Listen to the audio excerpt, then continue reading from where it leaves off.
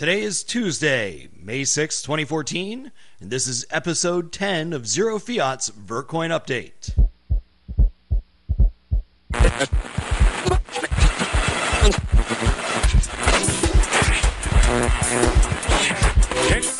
Well, it's about time you got here. Let us therefore brace ourselves to our duty.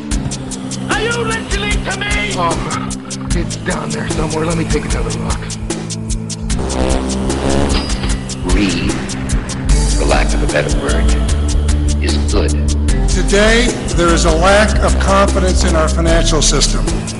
But we're not going to solve it with business as usual. There is no try.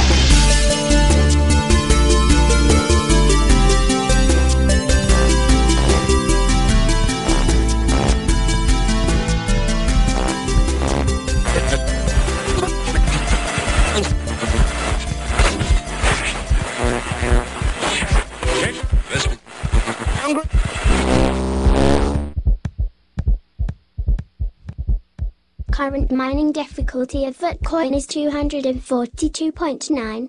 Total market cap is $3,208,015, and Vertcoin is trading at 1.8 millibits. The price of Bitcoin is 42 millibits per US dollar, making the price of Vertcoin 77 cents.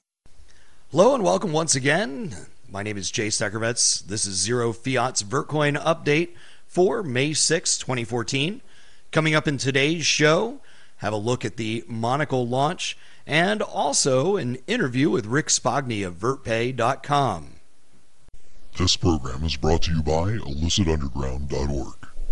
Monocle, the new Script N initiative by the Vertcoin team, was launched on Friday, May 2nd.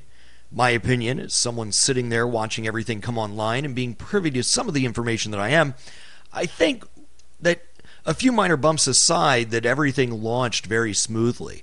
It definitely was a well-executed idea, and certainly everyone from miners to pool operators were scrambling around to get everything in place. I think that the developers did a good job of getting the information and the tools out there so everything could be done ahead of time. Everyone can make a checklist and execute the changes that they needed. Personally, my little rig with just two 270Xs, it was up and running in a matter of 20 minutes. The only problem I had was I tried to compile the Qt wallet from source under Ubuntu 12.04. The fix, well, I just downloaded the binaries provided by the developers and everything was up and running in no time. I should have just done that from the start. What's amazing is that my little rig, chugging in at just over 320 kilohash, managed to find 2 blocks. I mean, that's really incredible luck.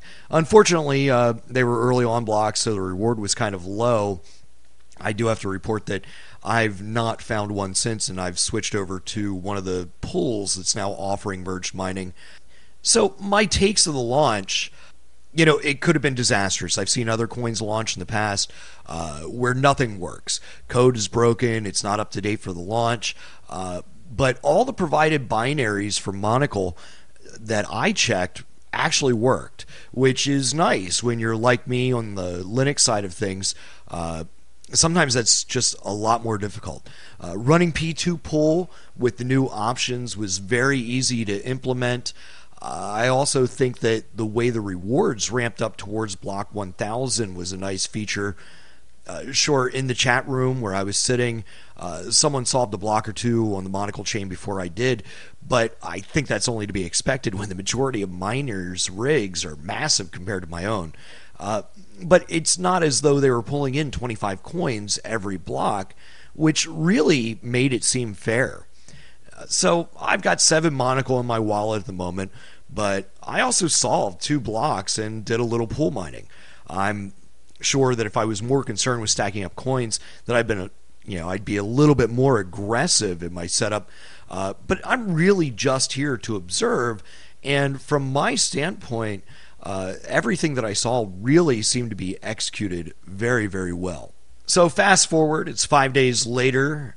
There's been a few rumblings that Monocle is possibly going to hurt Vertcoin's price, and obviously the price of Vertcoin has dipped a little over the past few weeks, but so has the price of Bitcoin. At the moment, we're really tied to that, and we're not going to see any changes there for quite a while, or maybe not ever. But looking at the charts that I keep for the show, while Vertcoin's price is down about 5% from last week, Bitcoin's down 4.77%. So essentially it's the same. We're holding parity. Recently, all crypto has been down, but could this be the calm before the storm? Possibly. If you look back at history, Bitcoin made some really nice momentary gains only to come back down to sitting around $100 for weeks. From the way everything's looking, Vertcoin is following much the same sort of trend, but this could also be speaking well for Bitcoin. The next jump in price could be right around the corner, and unlike last time, all of cryptocurrency has matured. The market has gained more footholds and the technology has advanced even in just a few months' time. I think we could see some very interesting things come about in the third and fourth quarters this year for Bitcoin, and I really hope that Vertcoin does the exact same. I have a feeling that it might. There's some really exciting things in the work. Monocle is launched. As I said before, there's some fear that Monocle is going to just eat away at Vertcoin's price, but I don't really think that that line of thought is correct. First off, it's merged mining. Miners are still getting Vertcoin.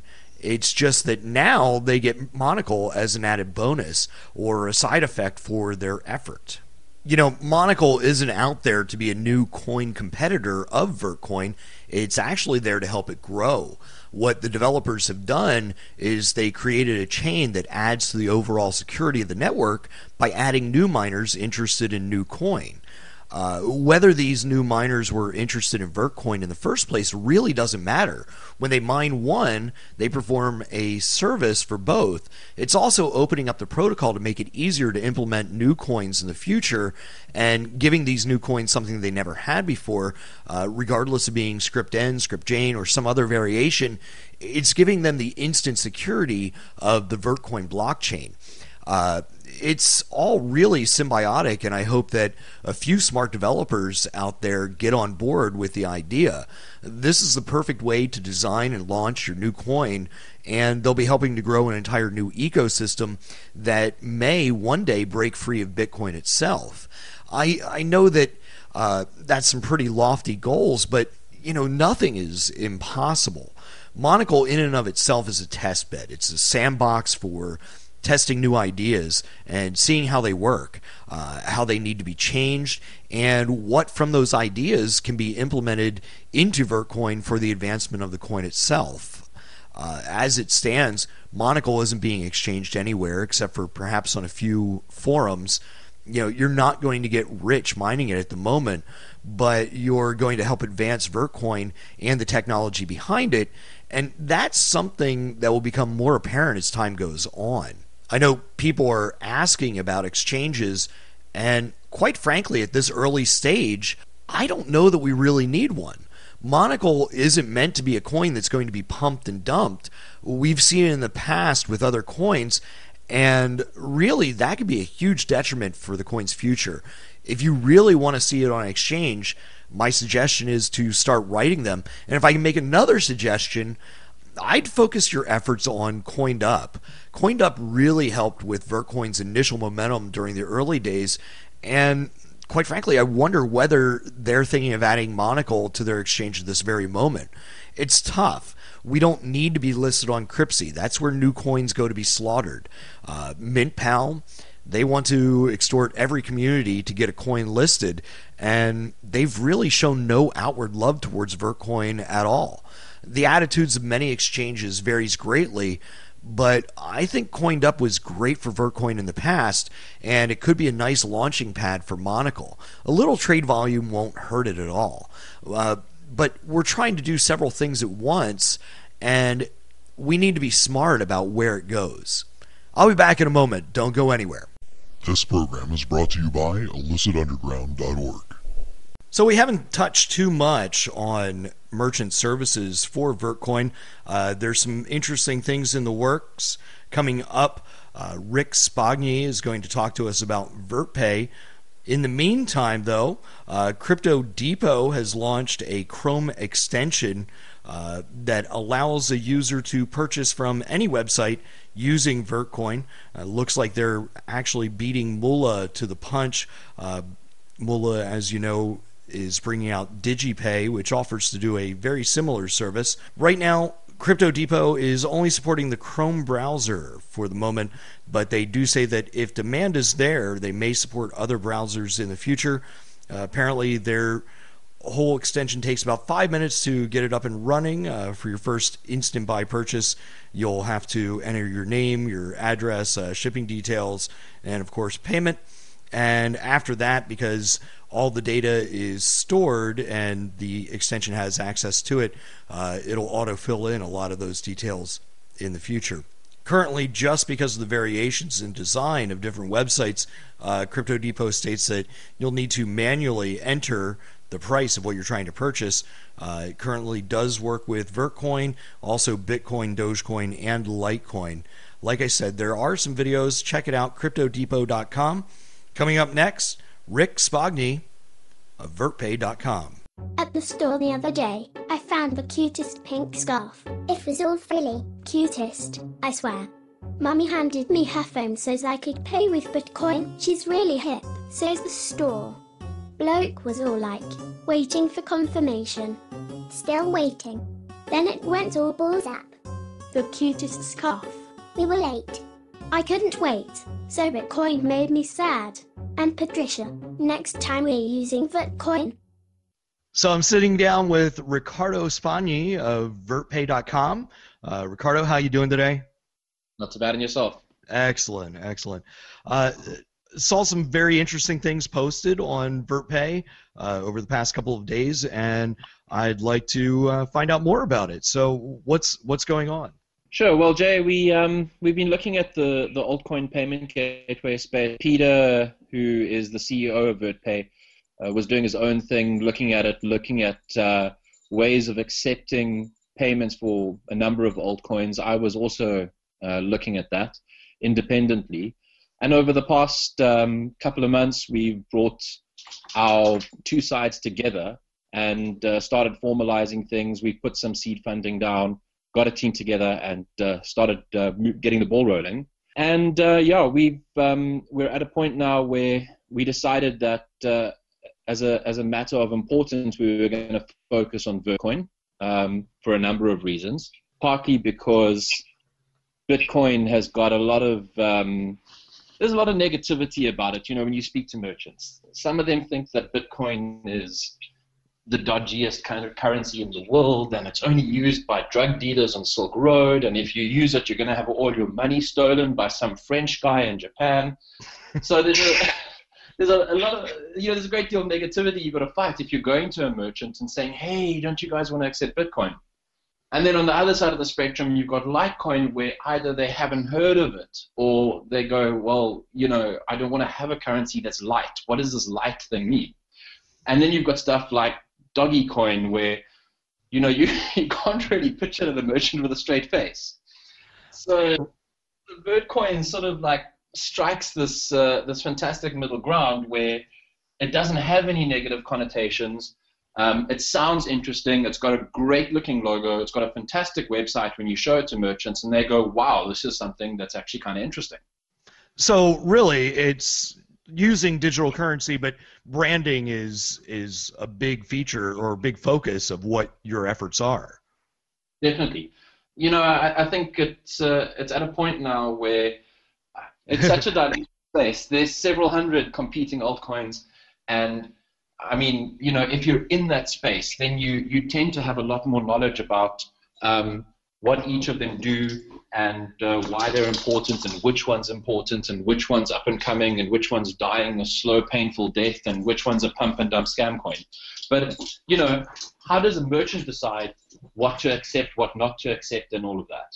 The features of digital currency themselves are very attractive to a lot of merchants, and just myself, I do shows basically throughout the summer where I go to different events and I set up booths, and I sell my merchandise, and it is really attractive, especially when I have other venues that I'm not personally at. You know, it's a lot safer than cash. I don't have to worry about what my employees are doing with it. Not that I, don't trust my employees at all. I trust every single one of them wholeheartedly. But it's nice to alleviate some of that from yourself as well. And with websites, it's just a natural progression that I don't want to put my credit card information into every website that's out there. Yeah, and I think that one of the other big things that appeals to merchants are the lower fees. When you end up crunching the numbers and you realize the percentage you're paying to PayPal just to have the little PayPal button on your website so that people don't have to enter their credit card into every single site, you end up paying for a privilege that is actually kind of ridiculous when you start losing PayPal disputes. I mean, just over the past year, I know I've spent thousands upon thousands of dollars in credit card fees and PayPal fees, and there's always still the risk of chargebacks. Yeah, PayPal don't really have the merchants back. Sometimes they do, sometimes they don't. It sort of depends on what mood they're in. Whereas with cryptocurrency, it's a lot more down the line. Here's the payment, it's confirmed, and there's no concern, there's no worry about could this possibly be something that's going to disappear out of my account tomorrow. Right. So you've been working on the back end system as far as plugins for, say, like OS Commerce. So you have a lot of that software development already done? Yeah, the bulk of the back end software has been done. A lot of our API has been completed and has gone through fairly rigorous testing, and we picked the major e-commerce platforms that we wanted to target, and we've developed around them. So a new merchant who runs an existing e-commerce business on OpenCart or Magento or whatever will be able to take the plugin, install it, and then put in their API key, and off they go. So there's no need for them to do anything else on that side, and we're trying to make it as trivially easy as we can for merchants. Implementation is going to take just a matter of seconds as opposed to writing something from the ground up that accepts it. And I assume that it's going to take care of conversion and the like on the fly? Yeah, so one of the things that we're trying to focus on at the moment is that merchants don't want to think in Vertcoin. They want to think in US dollars or euros or whatever their store or site is denominated in. So we're trying to solve that problem by giving them the ability to still price things in US dollars, euros, South African rands, British pounds, whatever it is, and then the conversion is done at the time that the payment is made, and the client or customer or buyer pays in Vertcoin, and there's no risk to the merchant. They don't need to worry about what if I traded up an hour later and the market shifted. Okay, so much like some of the other services out there for Bitcoin, you're going to allow to convert directly into fiat currency? Absolutely. The merchant will be able to choose whether they want to have a conversion in part or in whole to Bitcoin or to fiat or to some mix of both. And obviously, they'll also be able to choose to keep a portion of it in the original currency that it was paid in. That's a nice feature because, for me, myself, I'm big into the whole cryptocurrency thing, and I like to hold on to Vertcoin. I think that it's going to go a lot further than what it already is. But it's nice to be able to have a portion of that converted to go ahead and pay the bills, so to speak, right away.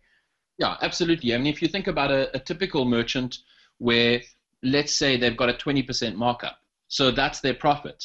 They need that 80% paid out in whatever currency they use, whether it is Bitcoin or a local fiat currency. And the 20% they can keep in Vertcoin or in Bitcoin or in whatever coin they particularly want because that's their profit. So now, aside from the web stuff, I saw that you're also looking at doing mobile payments. Yeah. So one of the big things that we've seen as well is early adopters tend to be on the web, and that's great. So they're going to be our initial push, our initial target market. But once you sort of move through them, then you have to take a look at physical storefronts and merchants that maybe like yourself, for example, go to shows and have stalls and want to be able to still accept cryptocurrency, either because they see marketing value in it or because they see that there is some sort of tangible value to accepting it. So once you start moving off that purely online realm and start going to a space where people are paying physically face to face, you need a slightly different solution. And one of the things that we've been working on is a merchant solution where, if you're a restaurant, for example, you don't really want to be the only person capable of accepting payments as the restaurant owner. And none of the managers can, so you kind of have to be there 24 hours a day, 365 days a year. So our solution that we're pitching at some physical merchants already is for some of the managers to have an app on their phone, whatever device they use, whether it's iOS or Android, and we'll look at other devices in future. And when somebody wants to pay and they say, I'd like to pay with Vertcoin, then the manager can pull out his phone and he can fire up the merchant app, and it shows the logo on it so that they can make sure that they're paying the restaurant and not someone else. And off they go, they make their payment, and through the QR code or by typing in the address or however they want to pay, and the payment gateway handles everything else. And then obviously, it opens it up to fraud to some degree, because nothing stops the manager from installing the merchant app and linking it to his own account. So we've built in some protection there where the minute the app is delinked or that device tries to link a new instance, then the owner of the store will get alerted, and that device will not accept payments until the owner's approved it. And the other thing that we're doing is we're working with iOS 7's mesh networking and similar technologies in Android, so that if the store owner wanted to have a whole bunch of devices, iPads or tablets or smartphones, whatever it is, that he gave to those managers, those devices don't even need to be connected to the internet, as long as they're within range of another mesh networking device. Well, and that's one of the things that we're starting to see is that servers at restaurants are able to process tableside your credit card information and just be on their way. And I've seen a lot of portable devices, really just making headway out there. But having a feature where only the owner can change all the back end gateways and stuff, that's really nice, because that's something you don't see even with, say, Square, where I could just go ahead and change the account on the fly and be putting it into one account when it should be going into the other. Yeah, absolutely. I mean, if you have a restaurant and all your servers have Square devices, there's nothing stopping that server from having their own Square account and accepting a bunch of payments throughout the night. Right. So, and now iOS 7, that's interesting. That I know in the past we've had a bunch of wallets and stuff pulled from the iOS store, but you don't see any problems with implementing VertPay? It's a very different matter when it's something like this, where it's not really accepting anything on the device. It's effectively just presenting a QR code and an address that's fed through by the website. An app is convenient, and using something like mesh networking is nice because it allows us to have a slightly different degree of security. But there's nothing stopping those managers or those staff from pulling out their phones and accessing it on the VertPay website. Okay, so essentially it's just another interface to access the website, but everything is all tied together. So you don't really have to worry if Apple decides that they're just going to stop accepting these kind of applications. Then there's still no worry about people having to change their complete architecture of technology. Yeah, absolutely. I think the most important thing for us is keeping things as simple as possible for the merchant, and having to call up a bunch of merchants and say, oh hey, our app got pulled from the store, you can't use it anymore, doesn't really keep things simple. So you kind of want to start them off on whatever they're most comfortable with, whatever platform and technology they're most happy with utilizing in the store, and then you take it from there. If they want to use the app and they know that there's a possibility it may get pulled, great, let's do that. Right, but at the same time, if it's essentially doing the same thing that like Square Marketplace is doing, I think that seeing an app such as that being pulled, they'd have to do it completely across the board, unless they change their terms of service that there's no such thing as cryptocurrency supported on iOS. Yeah, and I mean, when you really start getting to the nitty-gritty with it, I mean, there are other options like Fever, for example, a Bitcoin wallet that runs on iOS, and it sort of gets installed through a bit of a side channel where it uses their enterprise license. So there's nothing stopping us from doing that as well, where the app won't be available to the general populace in the store, and in the App Store, and that's something that we're busy playing with at the moment as well. So the IPO that you guys are doing, that's actually opening up on this coming Monday. Correct. And so you're looking to raise 200,000 Vertcoin? Yeah. And so oh, sorry. Go ahead.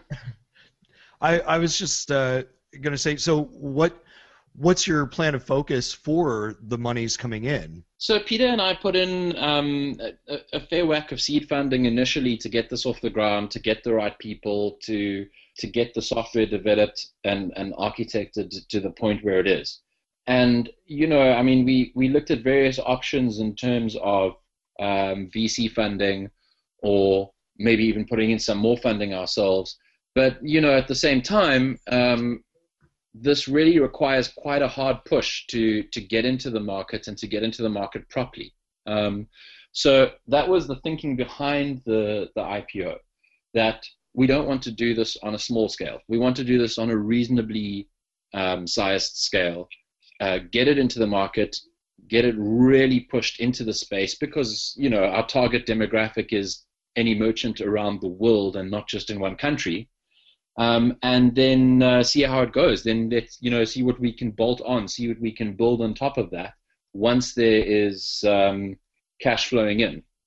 Opening it up to the Vertcoin community, while it's still sort of a private public offering, I think that it drives part of that success then based on the community itself. Yeah, absolutely, because then everyone has a vested interest in its success. And that's what we wanted to achieve as well, is, we looked at the traditional Bitcoin security space, for example, and at some of the Bitcoin denominated stock markets, or whatever, Litecoin denominated stock markets out there.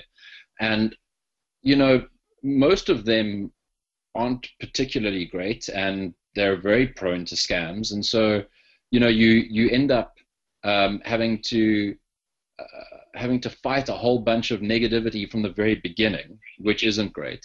And then the other problem, of course, is that, do people that are already in the Bitcoin and Litecoin space care about a Vertcoin payment gateway? Right. And, I've used some of those other stock IPO websites before, and I've wished that someone would come along and do something like that for Vertcoin, sort of a securities exchange. But like you said, I've noticed a few things before in the past. I've sunk, coins into things in the past where I've ended up losing my shirt on it. Yeah, absolutely. And I think that with this, I mean, any IPO or any investment in a company is a risk. So we're not pretending that this is some sort of riskless investment. But I think the important thing is that the Vertcoin community as a whole are generally not stupid people. They're pretty astute. They're involved with the coin that isn't based on a meme or anything like that. And no, and I get what you're saying. I mean, it definitely seems as though the Vertcoin community in and of itself tends to be a very educated audience. And I'm not saying that other coins don't have that, but it definitely seems like there's we're the largest subreddit dealing with cryptocurrency outside of Bitcoin, on Reddit itself, and everyone seems to. There's a lot of people that are active and involved and thinking about digital currency every day, and in particular Vertcoin. Yeah, and so the advantage, of course, then is because we're pitching to an educated audience, or an audience that is at least a bit clued up, we know that they're not going to invest on an individual basis more than they're willing to lose, which means it's lower risk to the individual investor. And at the same time, because we're then appealing to a wider group of investors and not one or two, big whales, it means that we're able to then get input on things where we need it, instead of just barreling ahead and doing our own thing. Instead of relying on, say, 100 people to throw 2,000 Vertcoin, it'd be better for 20,000 people to, go ahead and throw in 10. Absolutely. And I mean, it's always difficult when you've got a large group of people. You're never going to be able to please all of them. But I think that at the same time, you'll then be speaking to an audience that are in this space, that are connected with merchants, that are connected with people that might think about accepting cryptocurrency but aren't 100% sure. And now suddenly, because they've got a vested interest, they go, oh, hey, I should mention this to my Uncle Bob or the restaurant down the road where I get my takeaways. Yeah, I mean, it's a very grassroots sort of effort. Absolutely. And, we saw a lot of that with Bitcoin when it was first starting to gain adoption, is that it was, people talking to their friends, to their relatives, and, convincing them to take that leap of faith to just try it. And a lot of those people won out very, very well, especially with Bitcoin's sudden inflation in price. Yeah. That definitely hasn't been a bad thing, for accepting. I'm sure a lot of them wish that they had held on to more of the Bitcoin instead of converting it into U.S. dollars or whatever fiat they had. Yeah. I still wonder if that guy that accepted 10,000 Bitcoins for 2 pizzas, whether or not he actually held on to the 10,000 Bitcoins.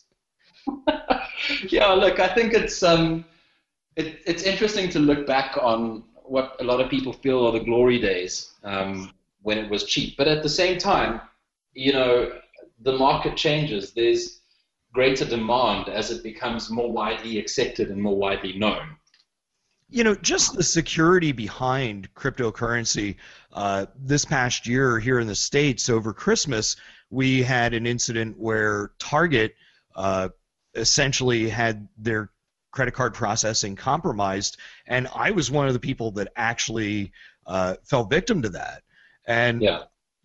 When you look at a credit card number and you say, wow, that's 16 digits plus a couple of extra, it's really not that hard for someone to plug in numbers if they have the right access to the back ends to eventually figure out credit card numbers. Yeah, I think that credit cards have been around for so long, and they've spent so much time developing systems around it to try and secure it. And it really is like flogging a dead horse at this stage, because despite all of their effort, despite 3D secure and verified by Visa, and everything that they keep plugging in, systems keep getting compromised, people's credit card details keep getting stolen, keep getting sold on the internet, and keep getting abused. And that's something that's going to change. Well, and in the past, credit cards have been around for 62 years. First launched with diners. And when you look at it, the technology itself, while some of the security that you mentioned has, greatly improved, the technology itself really has not changed all that much. And we're coming into a new era in the world where, we're looking at this global sort of economy and transferring everything from small amounts of wealth to large amounts of wealth in an instant. Yeah. And we need something that is actually designed to handle that, whereas credit cards themselves aren't. If they were, we'd see all these mega corporations transferring funds to other corporations just with a simple credit card transaction. Yeah, so I think and I think that one of the key features is when you do use your credit card for an overseas transaction, there's a lot of stuff that happens in the back end where currency is exchanged and there are cross-border fees and all sorts of stuff. And one of the key advantages to any cryptocurrency really is the ability to do remittance and cross-border transactions at a negligible fee, without incurring the fees that a credit card company would normally layer on top when they do the currency conversion.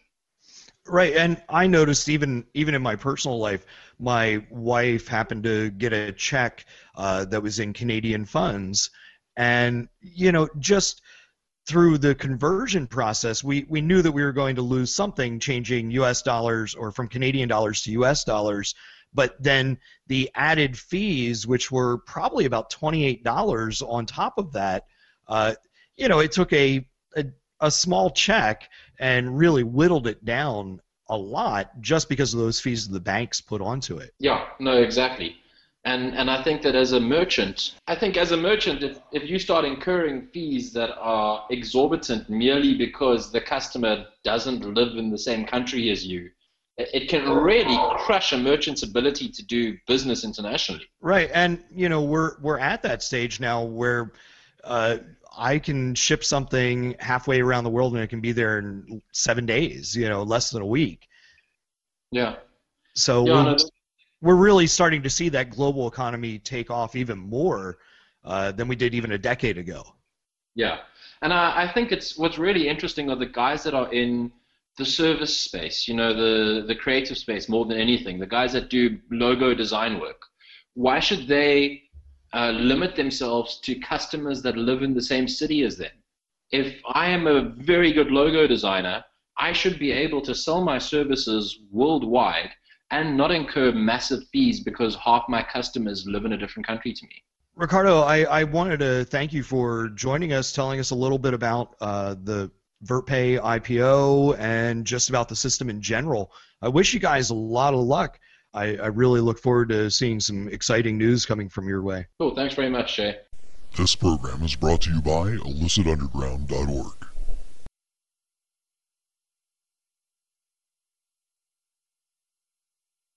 Well, this is bringing another episode of Zero Fiat's Vertcoin Update to a close. Thanks again to Riccardo Spagni of VertPay for joining us. Be sure to tune in next week for something completely different. If you have any questions, comments, or concerns, please drop me a line at illicit@gmail.com. That's ILLICIT and the letter U. You can find the show at a variety of places like illicitunderground.org, iTunes, SoundCloud, Stitcher, and YouTube, but you can also help spread the word by downloading and sharing anywhere that I've missed. As always, this podcast is funded by your generous donations. If you like this week's episode, you can find my tipping addresses in the show notes. Remember to take everything you hear on this podcast with a large grain of salt. I'm not giving any investment advice, and it's always best to think for yourself. Look forward to our next installment. And until then, go out, buy some Vertcoin, spend some Vertcoin, of course, belong yourself for the future. Well, it's about time you got here. Let us therefore brace ourselves to our duty. Are you listening to me? Oh, it's down there somewhere. Let me take another look. Greed, for lack of a better word, is good. Today, there is a lack of confidence in our financial system. But we're not going to solve it with business as usual. There is no try. There is no try.